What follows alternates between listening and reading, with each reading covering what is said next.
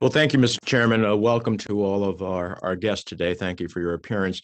I'd like to ask you each a simple yes or no question to start off with. Do you think the economy as a whole would be better off if more low income and underserved consumers were able to participate more fully in the formal financial system? For example, if consumers had a bank account, for example, rather than going to a check cashing place or a pawnbroker.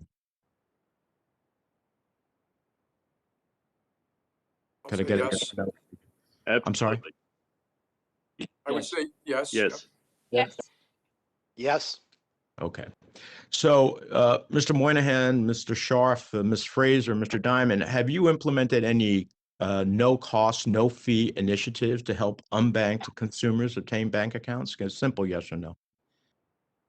Yes, we have. Yes, we have. Okay, what would Yes, those we be? have. What would those be?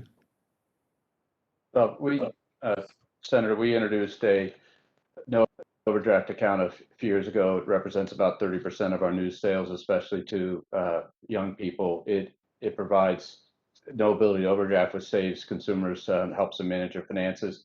It is available for $5 a month as a flat fee, and for students and people under the age of 24, it's free. And that's a type of account. It's consists with a bank-on set of accounts. We have about 2.5 million of those outstanding so far. And as I spoke earlier about, we have our Advantage borrowing product, which allows $500 emergency borrowing for a $5 fee with no interest. Similarly, yeah, thank you, Senator. Similarly, back in 2014, we introduced an account called the Access Account, which provides no overdraft fees. It's a very affordable savings and checking product, and we work with entities like the National Urban League to make sure that this gets driven into some of the underserved and unbanked communities, and do a big push to make sure that there's awareness of this product. Well, we'll be happy to look at some of your programs because this is a critical element of getting a very large part of the American society to be able to be banked and instead of going to the check cashing place, the payday lender or the pawnbroker. Mr. Scharf, Mr. Fraser, Mr. Diamond, do you have a small dollar loan product of $500 or less similar to Bank of America? We do not.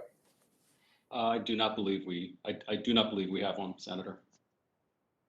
We do not. This is one of the critical elements of being able, I share Senator Round's views that you're all important institutions, not only in our financial system, but in our economy. I share that from my perspective also as the chairman of the Senate Foreign Relations Committee. I know our global competition, but I think that all of you have both the ability and, my view, a responsibility to bring more people into our financial system as a portal of entry instead of where they are, which relegates them to far lower opportunities in the future. And I hope you'll do that. Let me ask you, I looked at the lending that you all did, and particularly as it relates to COVID related, are you taking any serious and comprehensive measures to expand your relationships with small businesses? Any of you?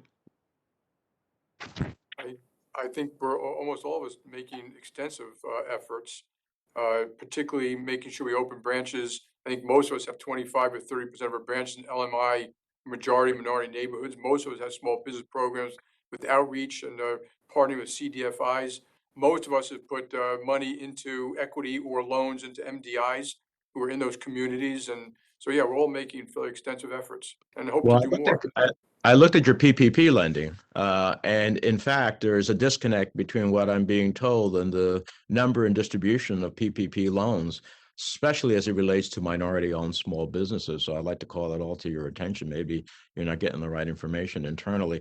Let me ask you two final questions. I have been the biggest champion of diversity and disclosure. Do you all believe that it's necessary to seek diversity, particularly for the bottom line, from my perspective? Study after study has shown that. And do you believe in the public disclosure of your companies in terms of diversity on corporate board or senior executive management? Yes or no would suffice. Yes. Yes. Yes. Yes. Yes. And finally, do you believe that comprehensive immigration reform would help us build a more robust, stronger economy? Absolutely. Yes. Absolutely, yes. Yes. Thank you, Mr. Chairman.